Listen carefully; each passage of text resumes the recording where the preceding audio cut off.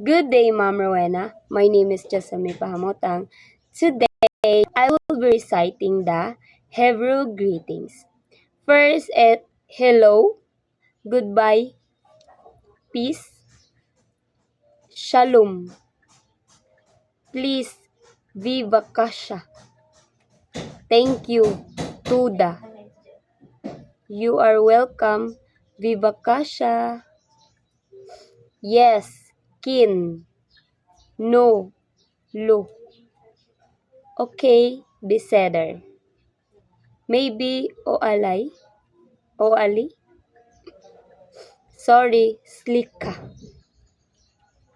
excuse me, slicka,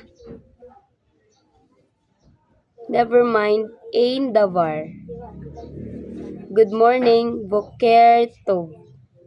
Good evening, erev tov.